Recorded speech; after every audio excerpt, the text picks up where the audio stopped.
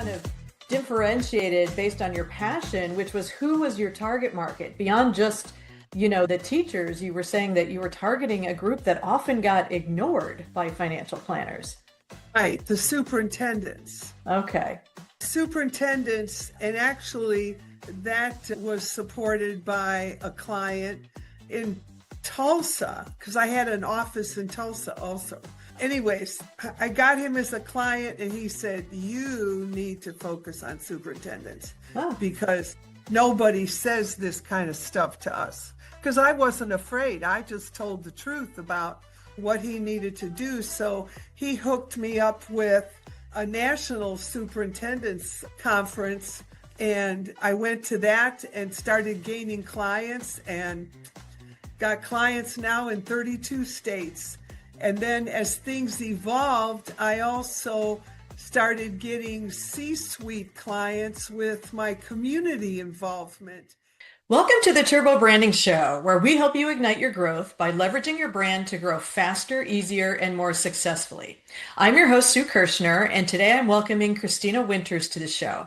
Let's delve into today's episode and turbocharge your brand. First, thank you so much for being here, Christina. It's my pleasure. I'm excited. Yeah, I'm excited too. I can't wait to have you talk about how you built your company and the strategies or the activities you implemented to build a successful brand, because I think it definitely paid off for you. But first, let me share a little bit of your background with everyone. After founding and building her own financial advising company to over 250 million in assets and selling it successfully, Christina Winters is now a nationally renowned speaker and consultant. She works with businesses that want consistent and rapid business growth. She's quoted in numerous publications, including Forbes. She was interviewed on William Shatner's Moving America Forward show and was recipient of the prestigious Lifetime Achievement Award. And many have also heard her on her famous Ms. Biz radio show, which was a financial planning show for women. And world-renowned now for her program, The Revolution of Achievement, 7 Secrets of Leading with Outrageous Vision, Building Sales Superstars, and Discovering Purpose-Driven Success, Christina has spoken for numerous top organizations. And her forthcoming book and podcast, The Revolution of Achievement, is due out next year. So congratulations on that new milestone. Thank you. It's been so much fun forging a new adventure. Excellent. Excellent. I'm all for new adventures. But even though I read your bio here, there is so much more to your story that I loved when we were talking before this. So let me ask you a few more questions so we can get to know you and your leadership journey a little bit better. So first, tell me about building a successful financial planning company. What drove you to create CMW Financial? Actually, it started out as my CMW, Christina Margaret Winters. And then I realized that it can't be about me, so I hired a consultant, and the consultant said, well, let's use your initials, creating and managing wealth. Okay. All right. Excellent. So that's how that got started. All right. And then it all happened accidentally. I got fired from a job in Los Angeles and temporary job, worked for a VP of marketing. He said, you need to be in sales. And he hooked me up. It was a life insurance company. Yeah. I sold life insurance for a year, and that was not a good thing. Too myopic to serve people. Okay. So I got into financial planning by accident that way, because one of the people went over to a financial planning firm that was working where I was working and said, you need to come over here. So I did, and it was an organization that did financial planning nationally for teachers. Oh, okay. Because the teacher market, I was attracted to that because it's basically middle income, purpose-driven people, right? That Right. Education is a passion, and financial planning for me had become a passion. So it was a great fit. And then as I moved on in the process in building my brand, I contacted the Administrators Association at Dallas Independent School District because the company that I was working for moved, I got promoted to VP and they moved me out here. And 3 years later, they sold the firm to MetLife, started my own company, and contacted the Administrators Association Yeah. with an idea.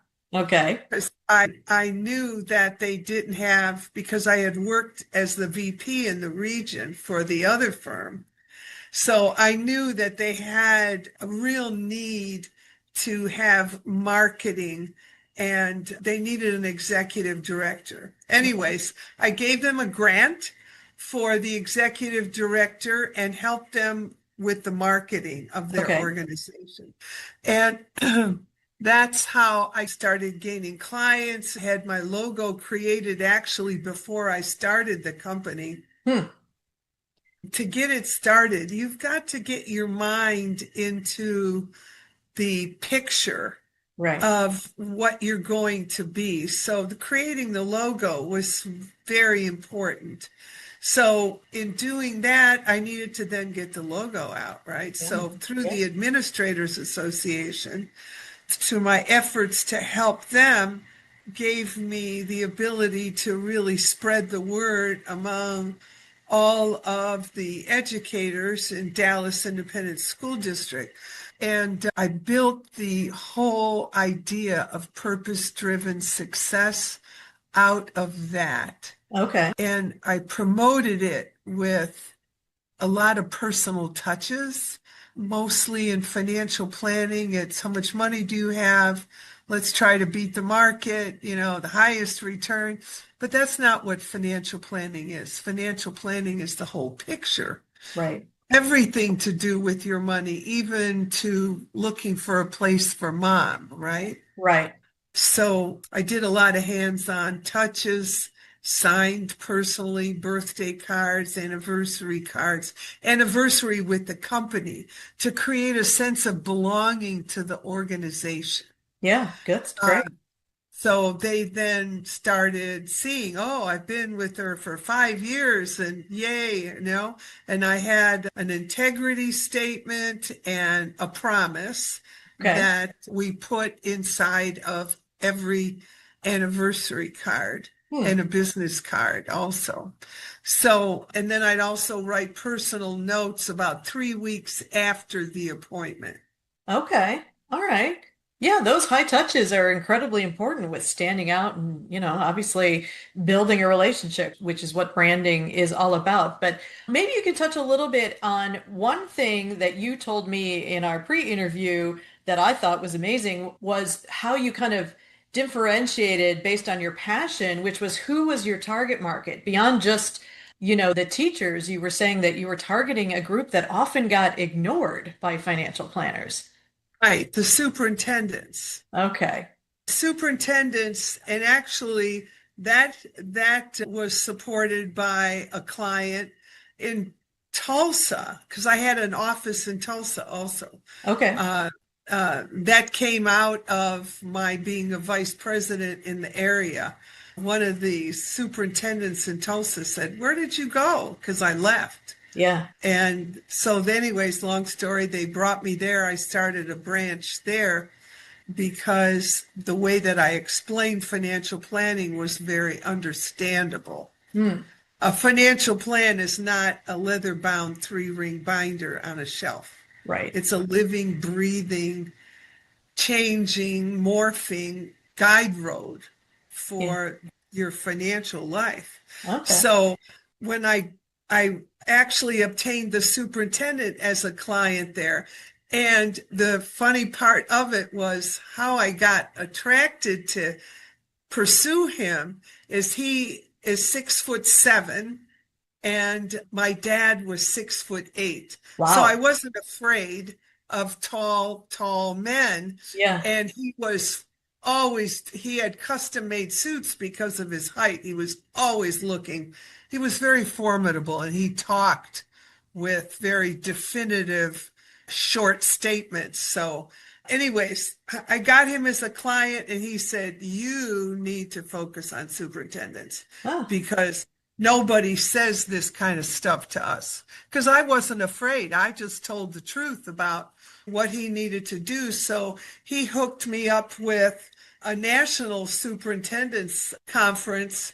And I went to that and started gaining clients and got clients now in 32 states. And then as things evolved, I also started getting C-suite clients with my community involvement here in the city. I was on the chamber board, so hmm. every president of the chamber became my client. Okay. And their employees, I would do presentations for their employees of only the C-suite executives. And it really gave me a real niche because I got to the point where I could help them to negotiate their contracts, tell them what to ask for.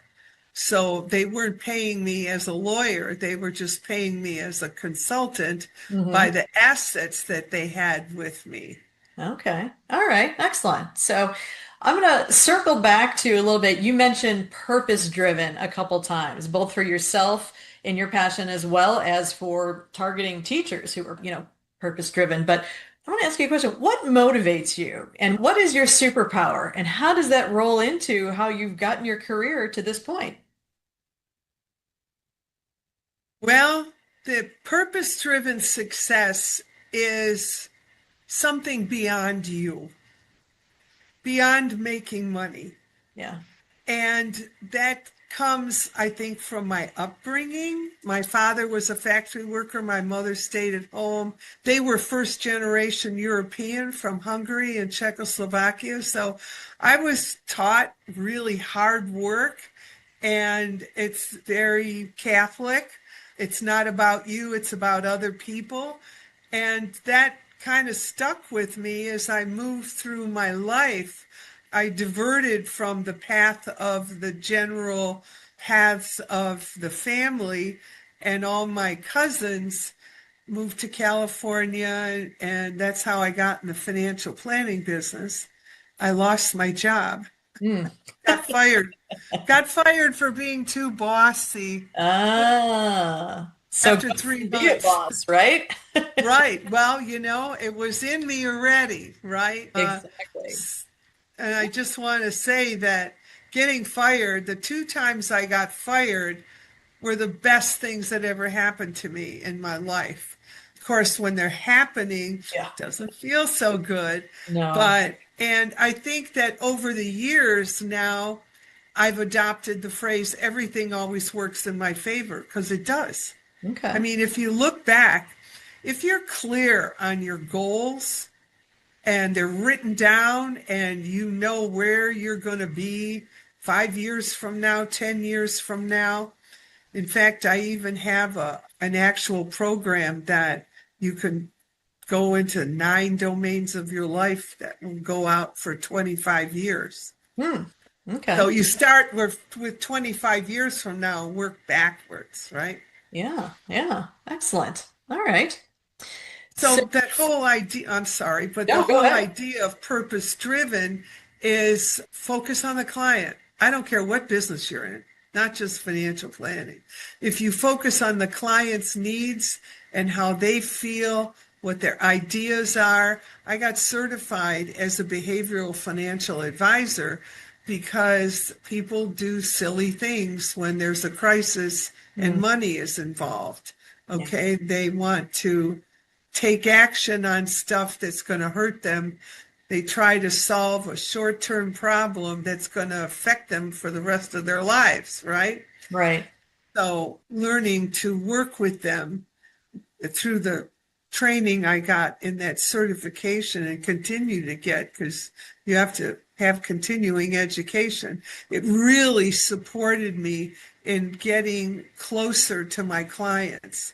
Relationship, as everybody I believe knows, is the key to everything. Yeah. Yeah. Getting into relationship with people, having them be important to you, getting into their lives, understanding them. Of course, in financial planning, you're about as close to people as you can get, right? Right. Because you're dealing with their money. And it was really good for me because through all the training I've had with regards to awareness and consciousness and watching people, and I learned early on when I was working for the national financial planning firm for 10 years, the Yeah. president kind of took me under his wing, and he taught me that a person's power is directly related to their ability to draw distinctions that other people don't draw. Oh, okay. I learned that like in the second or third year of my career, and it just supported me throughout and still supports. Excellent. Excellent. Well, let's build on what you were just talking about because, again, financial service or wealth management company, clients tend to choose an advisor based on whether they like and trust that person, as you've said. So, as your company grew, how did you communicate the brand internally as the leader and steward of your brand so that all of your employees and other advisors walked the talk to create the brand you wanted? Correct, correct. Well, one of the things I needed to do was to create an atmosphere where they could be lifted up and out of the every day. Okay. Get out of the weeds. And one of the things that I have signs in everyone's offices are a clear aerial view with a sense of urgency. Okay. And in order to do that, you got to get outside yourself. Again, purpose driven, away from you onto the client. The client becomes the most important thing. So what I created was a book club Oh, in okay. the firm. And I chose the first couple of books. And every week we would discuss a chapter of that book. And they were books like Atlas of the Heart, Ah, Atomic Habits, Excuses Be Gone, Lean In, My Iceberg is Melting. So all things related to caring, business, urgency, and front focus. So, and we just did that for the last 25 years that I owned the firm every week. And then they started saying, okay, our next book, can it be this? And then somebody said, well, I want this one. So then we put them up and then they choose. And the one that I had seven women we were all women, seven women in the office, and whichever one got the most check marks, that's the one we would do next. And okay. then next and next and next. And then I'd insert one that I wanted them to learn about. And that is what did two things. Taught them to look at things very differently from a lot of different angles. This Yeah. is the discernment, learning to draw distinctions, Okay. and watching each other grow, watching themselves grow, and then also learning things that are about the business, but in a way that's fun. Yeah. It's not somebody lecturing them, they're actually lecturing themselves. Because how we would do it is we would just say, okay, who's going to go first on this chapter? And sometimes people would say, I don't even want to talk about this chapter. I said, okay. And we let that be okay, Yeah. because maybe they needed to think about it longer, you Right. know. Right. And then also sometimes somebody would then say something about that chapter, and then they'd come in and say, okay, I think I do have a thought. And they would highlight things in the book and bring it up in the book discussion every week. Hmm. I like that. I love that idea because, yeah, I haven't heard about that in terms of like, yeah, actually sitting down and having a book club so that you can, not only discuss new ideas and broaden horizons, but then, like you said, it reinforces the brand of we're all about caring. What we're going to read is all about customer centric and building relationships and things like that. And they learned about each other. Yes, that's true too. thoughts and ideas that they had, because no thought, no idea, no statement was ever boo-hooed. Okay. It was all sharing your thoughts. There was no answer to anything. Nothing is the right answer. When Yeah. you have seven women in a situation observing certain books and chapters, you have seven different interpretations. But each of those interpretations are centric to that person. And then that allows you to really get to know that person. So we all became very close. Okay.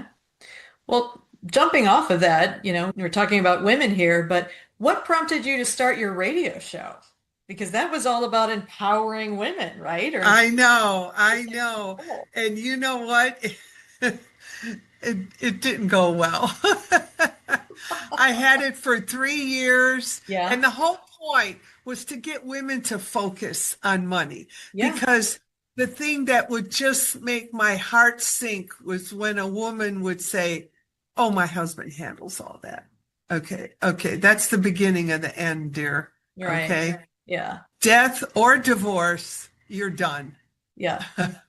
You don't know what's going on. You don't know what's really, they tell you it's in the drawer. If anything happens to me, or the younger ones, it's in the computer under Right. this file, but they never look Yeah. because they're afraid to look. So my goal with the show was to simplify things and let women call in. But what it ended up being was, problems with their husbands. Okay. Oh, And this isn't a therapy class. Okay. right. And so after 3 years, it was a lot of fun. And some of the things that women came up with, and it was like a Dear Abby thing, right? Okay. They'd say Okay. what. So, and then everybody had an opinion about that. And anyways, it was a lot of fun, and it really didn't promote what I wanted to have happen. Yeah. So I had to go back to the drawing board. Okay.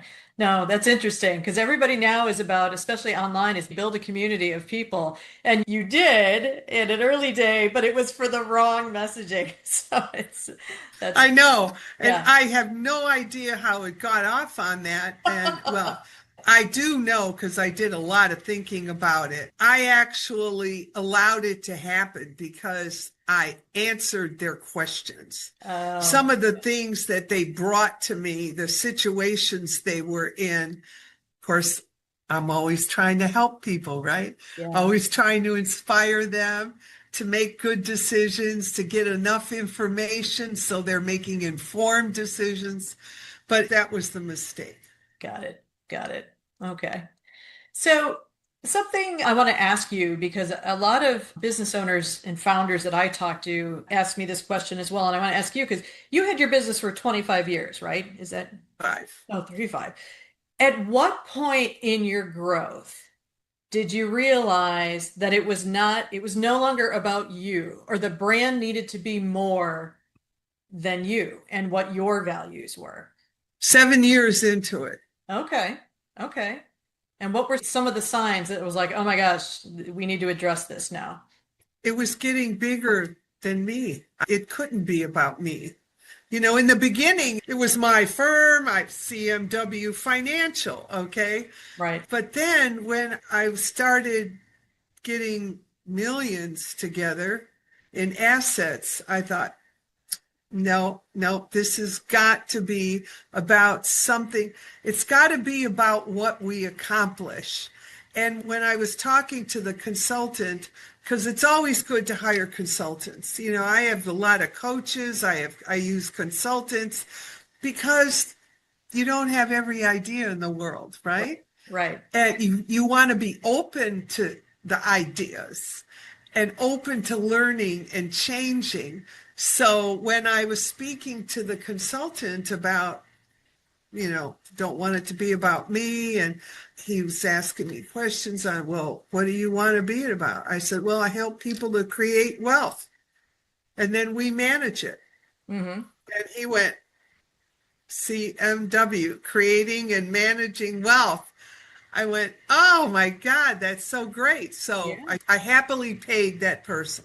Yes. That was an awesome insight. Right. And then we answer the phone. It's a wonderful day for creating and managing wealth. I like that. Yeah. Yeah. Reinforce the Making it message. present day. Yeah. Making it, all about the message. Love that. So I'm gonna talk about just one more kind of question about your firm and selling your firm, and then we're gonna talk about what you're doing now, because that's exciting Okay. as well. But when you went to sell your firm, how did you position it to buyers? And did the brand play a role in the multiple you received when you sold? Because you said, people weren't expecting it to sell for this amount of money. So how did that all happen? Well, I decided in October of 2017 that I was going to sell the business in 2025. Okay. That was my commitment. So I hired a company to evaluate the business every year Okay. and continue to tweak it and focus on what the evaluations were bringing up and the long-term recognition that I had in the districts. uh, Superintendents. They knew who I was. They knew the firm. They'd see the card. Oh yeah, I'd go to conferences and, oh yeah, I've seen this card. So and so told me. So 75% of my business came from referrals. So then I also started personally, and my staff volunteered in the schools, Okay. not with anything other than focusing on I instructed them, never talk business when Mm, you're volunteering.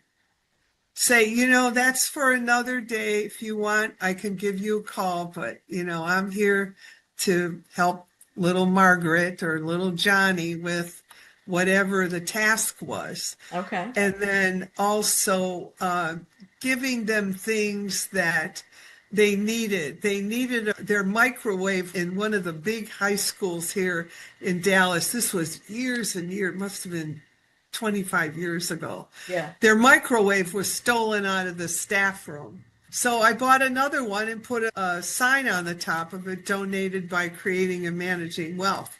No, actually, it was CMW Financial at that time. Okay. Yeah, yeah. So the principal, very early when I first went into that school, he said, I don't want you in here. This isn't about business. This is education. Right. So I said, well, okay, So I volunteered. I put one of my salespeople in there volunteering. We bought him the micro. That was the high school we bought the microwave for. Okay. We started doing certificates for perfect attendance, and because teachers need perfect attendance also. And Yep. then the next year, I was in the hallway and I said, Dr. So and so, he goes, yeah, I like the way you do business. Come on in my office. Yep. And he became a client. Okay. Yep. So no rush, no pressure, just information, support, caring, and letting it evolve because everything always works in my favor. Yeah. And being visible, right? Just being there. Oh, So on the day that they're possibly thinking about they need help, it's like, oh yeah, so and so is volunteering today, or things like that. correct, correct. They would see, and we would wear our company badges Mm-hmm. for recognition, but we never talked business. And then, of course, it evolved to superintendents, and I utilized the same marketing techniques, just Yeah. being there, supporting them. I support a big, well, uh, now that I've sold the firm is going to continue to support this women's organization, the Texas Coalition of Women School Executives. Okay. And when I started supporting them 16 or so years ago, there were 50 people at their conference. Last year, there were 550. Wow. Yeah, Wow. That's yeah. big growth. Yeah. Yeah, I took on the top sponsorship level immediately, Hmm. and I was the only one for a long time. Now they had five, and now this last year there were seven top sponsors at the level that I've always contributed. Okay. So it just gives everybody an opportunity to grow when you focus outside of yourself. Yeah. Yeah, I agree. Well, congratulations on obviously the sale of your company. Obviously it seems like the focusing on the niche, having supremely high touch personalized service, being purpose driven, and making sure that all of your people were exemplifying the core principles of what you wanted the firm to stand for has paid off for you. So kudos. Yes, yes. And the idea of giving things away right before I sold, well, I didn't give it away, but Yeah. I sold 20 million in assets to a younger financial planner at my broker dealer because they were small clients. There were over almost 2,000 in that 20 million. And he was young, he was only 40 years old. So I actually reduced my assets. And what it did was it increased the assets of the clients that were left. Mm. And also, my average length with a client, the tenure was 14 years. Wow. That's So, amazing. Yeah. yeah, the average is usually 5 years Okay. Well, good. if you're just doing money management, right? Yeah. Well, you obviously came up with a recipe that worked for your business. So let's leverage that. Now that you're starting this new chapter, how are you leveraging your past and all the lessons you've learned to launch a thought leadership platform right now? Well, the first thing I had to do was go through the emotional tearing of separating from my clients. Ah, Yeah, that I just want to put that in there. When you do purpose-driven success, you get attached. oh yeah. Oh Okay, yeah. we were all fairly close friends. I had 350 households, 600 people, and we had a very close-knit organization. And so that had to happen. That happened last year. Okay. Then this year, I'm still connected with creating and managing wealth till the end of the year, but I have started Revolution of Achievement, which is my new company. Yes. And it's actually the title of my book also. Yeah. So, and the benefit, how I'm maximizing on things learned and processes completed through this wonderful journey that I've had is in writing the book. I'm talking to a ghostwriter and she's asking me questions from 30 years ago. And I'm Yeah. going, so, but if you put your mind to it, the stuff starts coming to you. Hmm. Sometimes in the middle of the night, I'd get up and talk into my phone Yeah. because I remembered something. Yeah. So it's really so in reliving all of those things, it's generating so much energy, and the swirl of it is just catapulting me with new ideas for my firm and of course, purpose driven success. Now, my clients are going to be company CEOs and event planners and developing a cadre of people that will call on me for various subjects to speak on. Hmm. Obviously, I have my legacy speech, which is all about my life and how I did what I did, Yep. and then teaching the seven secrets of success and having outrageous vision. Yeah. I like that. I like that. Yeah, I'm looking forward to your book and your podcast that's coming out next year, and that's very exciting. If I can I go back one step and ask, when you talked about uncoupling yourself, so to speak, from your clients with such a big relationship, how did you do that? What was the process? Was it introducing them to someone else in the firm, or how did that It work? took me 4 years to find a woman that was younger than me and had more to offer than I had to offer. Okay. And that was more technology. Ah. And there's a program called eMoney, and I was instituting that. I actually hired a young woman to just do eMoney, which is a program that uses Monte Carlo simulations, and you put all of your finances in it, your pension, any social securities, future stuff. Okay, you're 45 years old, you plug in what social security you're going to get or a pension, how much you're saving now. You plan weddings, college weddings, your own long-term care, trips, and the program figures out to 90 how much you have to save to have that money and to make sure that you're always cared for financially. So I found her finally right before I sold the firm. So I had 2 years. So I told her, okay, you listen, I'll lead the appointments the first year. Then the second year, which is this year, Mhm. you lead and let me not say anything. Okay. So it allowed the clients to get to know her, and Yeah. she interacted a little bit, and she started doing e-money.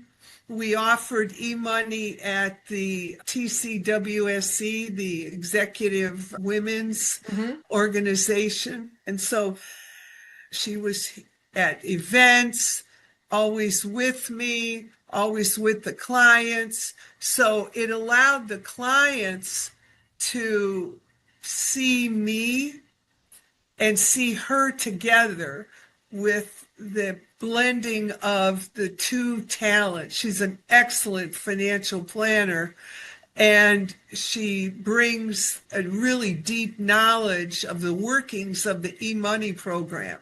So it really makes a wonderful addition to their financial lives. I've gotten them on track.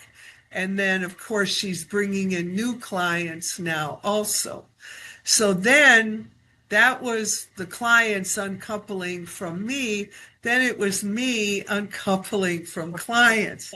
So what I did there was I hired two consultants. Okay.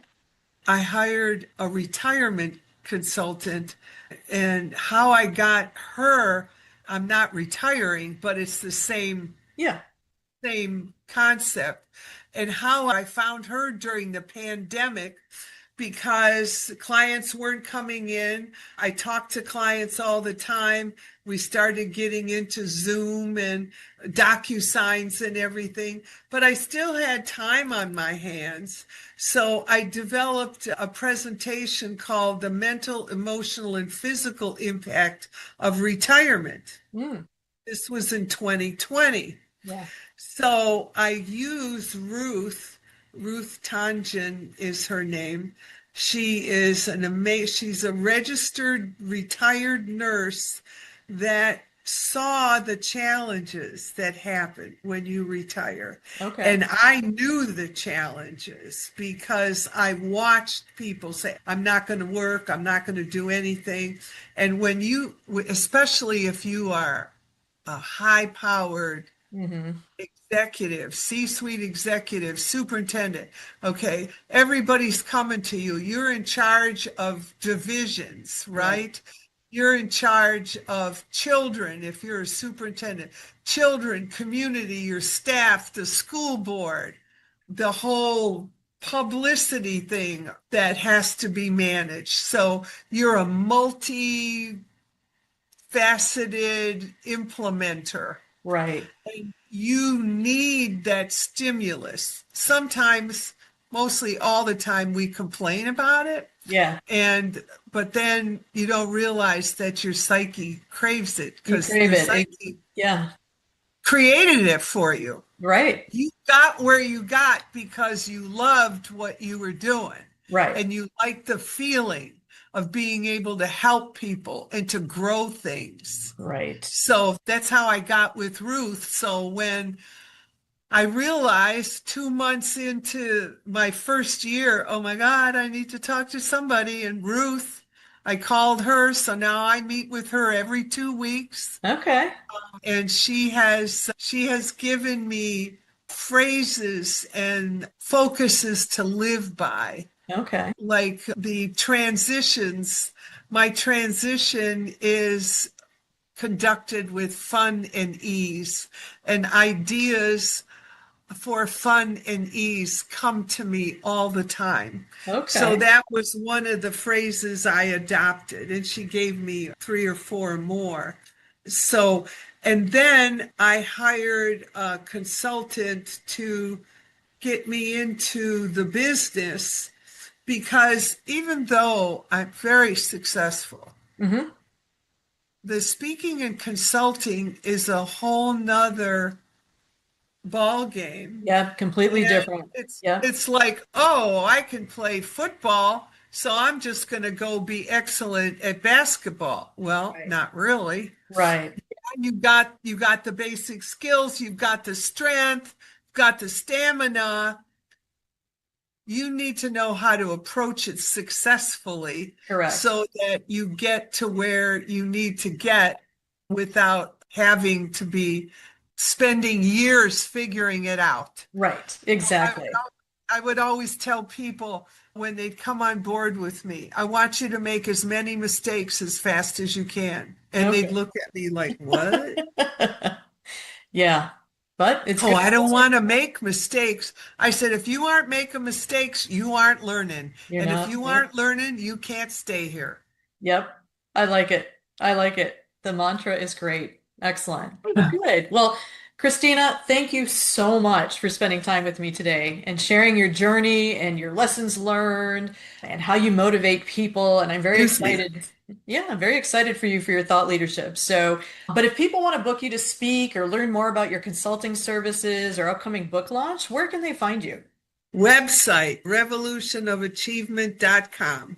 Excellent. Perfect. Okay. Well, thank you so much for being here today, Christina.